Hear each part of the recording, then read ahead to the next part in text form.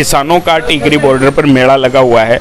और ये सिर्फ यही नहीं, सिंगू बॉर्डर पे देख लो और जितने भी बॉर्डर हैं, दिल्ली को चारों तरफ से किसानों ने घेर रखा है। लेकिन मैं पूछना चाहूँगा कि अगर बंगाल में किसी भी तरीके से कुछ ऐसा होता है कि बीजेपी की सरकार बन जाती है, तो आपकी रणनीति क्या होगी? नहीं बनेगी नहीं जी, बिल्कुल नहीं बनेगी। राय उथे सरकार नहीं बीजेपी की बनेगी। आप कहाँ से? आप जी पंजाब से हैं? पंजाब से। क्या हरियाणा के लोग भी आपको खूब मिलते होंगे, कैसा लगता है? हरियाणा के लोग जी हमनू लस्सी का, दूध का, रोटी का, भाईचारे का, लड़ाई का, झगड़े का सब साथ देते हैं। हम सारे मोदी को हराएंगे रल मिल के। जो भारत के 25 सूबे हैं ना, जहाँ पर पंजाबी बैठे, हरियाणा का बंदा बैठे, राजस्थान का बंदा बैठे, यूपी का बंदा बैठे, उत्तराखंड का बंदा बैठे, सब हमें मोदी के बरखिलाफ खड़े हाँ। कारण की और हमारी मोदी नाल कोई बहस नहीं।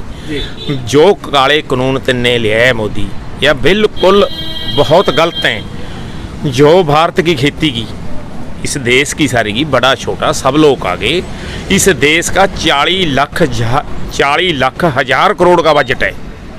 जे यहाँ किसान को बजट फेल हो गया ना, सारी दुनिया भूखी मर जाएगी भारत की। अगर मोदी सरकार किसानों के इस दबाव को मानकर या अपनी स्वेच्छा से आने वाले दिनों में ये तीनों जो कृषि कानून हैं इनको वापस ले ले, एमएसपी पे कानून बन जाए, ये सारी शर्तें अगर आने वाले दिनों में मान ली जाएं, तो उसके बाद जब आगामी लोकसभा का या आपके स्टेट में, राज्य में जो चुनाव होंगे, उसमें आपका रवैया कैसा रहेगा? ऐसा है भैया, ये सरकार तो कभी नहीं आएगी, ठीक है ना? हाँ, इसका वजूद खत्म है। हाँ, ये सरकार तो फेल है बिल्कुल ही। नहीं, हम ये कहना चाहते हैं कि यदि कोई अपना कसूर रियलाइज कर लेता है तो शायद मतलब लोगों से माफी मांगे। माफी तो मिल ही सकती है, वोट ना मिले, माफी तो ये महसूस करे कि हम हमारा भाई साहब, उससे कौन सा कोई लड़ाई झगड़ा है? मतलब उस हिसाब से रियलाइज करने के बाद इसे वेखो जी, इन्होंने वोटा पाइया है, वोटा पाइया तो इन्हें सरकार आ गई है ना, तो हुण मतलब ये कोई परवाह नहीं करता किसी दी भी। मोदी साहब किसी की परवाह नहीं करते।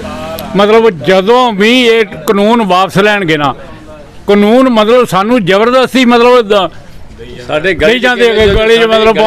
क्या जबरदस्ती क्यों भला करना चाह रहे हैं? क्या क्या मजबूरी है? हम तो ये पहले तो ये महसूस करते हैं कि कोई WTO जो वर्ल्ड बैंक ऑर्गेनाइजेशन है, वो उसका ही कोई इतना दबाव है इन पे, और ये जो लोन लेते हैं उन शायद वहाँ से थोपी जा रही हो भाई, उसके कारण ही ये इतने मतलब पब्लिक का विरोध कर रहे हैं, पब्लिक की बात नहीं सुन रहे। तो हमने तो दो ही बात लगी, एक तो बड़े बड़े कारपोरेट और एक WTO। उसके बाद वहाँ इतना दबाव क्यों है भाई? यदि वो पब्लिक के सामने ये कह दे भाई हमारे पास इतना कर्जा देना है, तो उसमें भी लोग सहयोग देने के लिए तैयार हैं। और ये बड़ी बात है कि अगर कुछ ऐसी स्थिति है अंतर्राष्ट्रीय, अगर कोई दबाव है, किसी कर्ज जैसी चीज का दबाव है, तो किसान उस चीज के लिए भी तैयार हैं कि देश के लिए हम वो भी चुकाएंगे। लेकिन ये बातें सामने नहीं है। किसान भी इस देश का ही नागरिक है, और किसान है डीजल खरीदता है, और जैसे खाद खरीदता है, स्प्रे खरीदता है, सभी पे GST लग के आती है। वो क्यों टैक्स नहीं भरता? किसान भी तो भर ही रहा है टैक्स। तो इन लोगों, हमारे इस आंदोलन में कुछ किसान चेहरे हैं, वो काफ़ी चर्चित रहे। पूनम पंडित भी चर्चित रही है, हरेंद्र ताऊ हैं वो चर्चित रहे, एक भजन सिंह हैं वो चर्चित रहे। अभी हरेंद्र ताऊ ने अभी 1-2 दिन में ही और दिल्ली में जाके अपने विकलांगों का जो संगठन था उसको लेके प्रदर्शन किया है। हरेंद्र ताऊ को तो आप जानते हैं? हाँ जी, हाँ जी। तो उन्होंने विकलांगों के लिए आरक्षण की मांग की है। सर वो जायज़ है, जायज़ है, उनके लिए भी अपनी मांगे रख सकते हैं। हम भी अपने लिए बैठे हैं, सभी देश के नागरिक अपना हक मांगने के लिए कहीं भी बैठ सकते हैं धरने के लिए।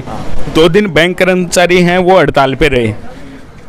जो बैंकों का निजीकरण किया जा रहा है सरकार के द्वारा, उसके खिलाफ बैंक कर्मचारी हैं वो भी हड़ताल पे रहे। 2 दिन उन्होंने हड़ताल की और उसके बाद उन्होंने कहा कि ये तो सांकेतिक है, उसके आगे और भी ज़्यादा हम उग्र आंदोलन करेंगे। उसके बारे में क्या?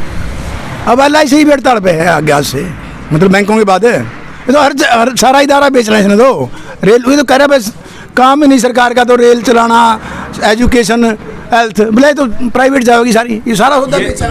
ये तो स्थिति ये आ जाएगी, ये लोग जो बैंक कर्मचारी हों या फिर LIC की आप बात कर रहे हैं, इनसे जुड़े हुए जो लोग थे वो पहले किसानों के लिए ये कहते थे कि ये तो पैसे पे लाई गई भीड़ है, कुछ दिन मौज मस्ती करके घर चले जाएंगे। आज वो खुद सड़कों पे आने के लिए मजबूर हो गए।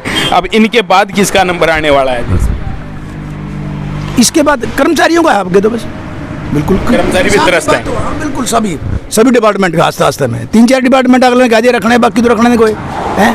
कोई पुलिस और फोर्स के बाद 1-2 को छोड़कर बाकी सारा 150 प्राइमरी, कुछ मिडिल, 250-300 स्कूल मतलब वो तोड़ दिए लाले, उनको ख़त्म कर दिया है। उनका स्टाफ कहीं एडजस्ट और कर दिया, अपने आप ही पोस्ट खत्म होती रहेगी फिर है।